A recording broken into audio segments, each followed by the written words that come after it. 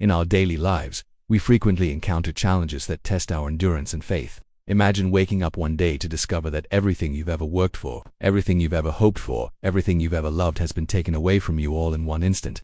This is the harsh reality that the biblical patriarch Job was forced to confront, and it is a story that resonates with each of us on a deeply personal level, because the depths of his despair mirror the depths of our own potential for suffering. Today, we delve into the profound narrative of Job, a man whose unshakable faith remained steadfast even when confronted by life's most brutal challenges. In the heart of the ancient land of Uz, there lived a man named Job, a man whose name has become synonymous with patience and unwavering faith.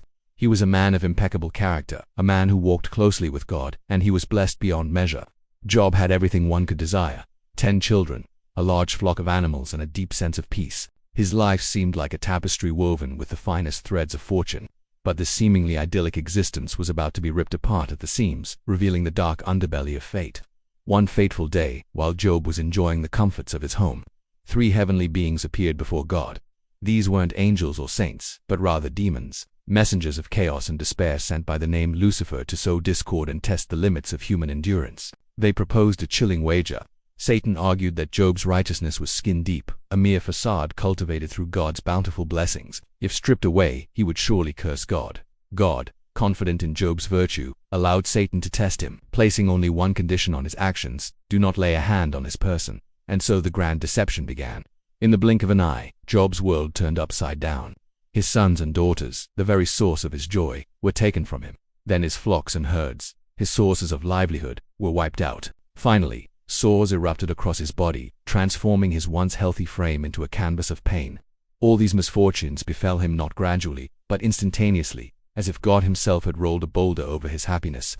Amidst this maelstrom of misery, Job's wife, stripped of her faith, suggested that he curse God and die, an option not open to him given his deep religious convictions.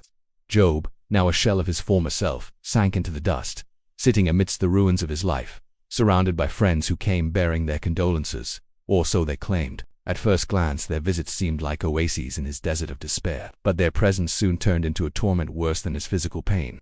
These comforters, with their empty platitudes and accusations, sought to shift the blame onto Job, portraying his afflictions as a punishment for his supposed sins. They painted a grim picture of his fall from grace, a picture that Job, confused and hurting, struggled to reconcile with his memory of a righteous life. One of them, a man named Eliphaz, spoke these words: "Does not God know that the wicked man is destined for distress? What he is, does he not see his son? The Lord is just in all his ways and kind in all he does." Another, named Bildad, added his own 2 cents, saying, "If you will seek God and earnestly ask him, and turn from your wicked ways, your latter days will be better than the former. But what can I say? He has borne the punishment for his sin and the wounds caused by his iniquity. Yet he has not acknowledged my ways or held his course firm before me." Their words, intended to console, only deepened his despair. They offered no solace, no comfort. Instead, they heaped accusation upon accusation, distorting Job's perception of himself. Amidst their clamor, another voice rose, that of Elihu, a younger man who, according to the Catholic tradition, was Job's grandson. Unlike his older companions, Elihu wasn't afraid to speak directly to Job. He didn't mince words or offer empty platitudes. He told Job, "My anger is hot against all those who are as you are, who hold back their words when they are acting. Truly, I also want to speak to the one who is hurting, not by any means to condemn him for being righteous, but as one of your friends." And though Elihu believed he had come to help Job, his words only aggravated the situation. He accused Job of sinning without realizing how close Job was to the divine truth. As Job grappled with his pain, both physical and emotional, he yearned for an explanation, a reason for his suffering. Where had he gone wrong? What had he done to deserve such torment? The answers he received from his friends only fueled his confusion. They did not bring him closer to God. Instead, they distanced him further. However, amidst the darkness, a glimmer of hope emerged. 3 days after Elihu had spoken, the Lord God replied to Job, not in thunder and lightning, but in a gentle whisper. God challenged Job's perspectives, raising questions about the immensity of creation, the mysteries of nature, and the limitations of human understanding. God said to Job, "Where were you when I laid the earth's foundations? Tell me if you understand the perfect workings of nature or the mystery of the universe. Who measures the weight of the earth? Who can weigh the scales of justice?" These queries served as a wake-up call, reminding Job of the vastness of the divine plan, a plan that dwarfed his own troubles.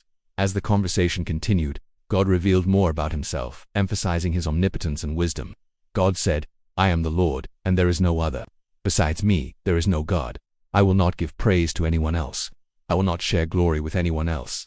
And though you may think you are righteous and upright, these things are but vanity and nothingness. Praise me, O Job, and I will exalt you. Exalt me, and I will magnify you." This dialogue marked a turning point in Job's journey. It wasn't about proving himself right or his friends wrong. It was about humbling himself before the majesty of a God whose ways were far higher than Job's. Finally, God spoke to Job directly, acknowledging his unwavering faith and resilience. God said to Job, "My anger burns against you a little. Do you want to be wise? You already have an answer. Stand up and let me judge you, for I have complaints against you also. But first I will deal with you." And God rebuked Job with the same intensity he had used earlier. "Where were you when I founded the earth? Answer me if you have understanding. Who shut up the sea with doors when it burst forth from the womb of the ancient deep, when I made the clouds light and soft, and wrapped them around the heavens?" Despite this, God didn't dwell on Job's mistakes. Instead, he chose to focus on his inherent righteousness. God said, "You are of those who uphold righteousness, who go to the pit for the precious metals, who seek precious metals beneath the stones of affliction." With that, God reversed the misfortunes that had befallen Job. He restored his health, his wealth, and his family, more abundantly than before. Job, now wiser and humbled, understood that his purpose wasn't just to endure suffering, but to emerge from it with a deeper, more profound faith. The story of Job is a testament to the strength of faith, the resilience of the human spirit, and the sovereignty of divine providence. It reminds us that life's trials, however unbearable, are temporary and that true faith can withstand the harshest tests. It teaches us humility in the face of the divine, urging us to remember that human understanding is limited and that divine wisdom often transcends our comprehension. So when faced with life's adversities, let the story of Job be your guide. Hold fast to your faith, remain steadfast in your beliefs, and trust that even in the darkest moments, the dawn of a new day is never far off. Before we part ways, we want to extend a warm invitation. If you've resonated with the insights shared in this video and find value in our content, we encourage you to consider subscribing. By doing so, you'll ensure that you don't miss out on any of our future uploads. Your subscription will keep you connected to our enriching content and allow you to continue exploring profound biblical narratives and their life-transforming messages. We look forward to welcoming you as a subscriber and sharing more enlightening content with you in the days ahead. Thank you for your time, and may God bless you abundantly.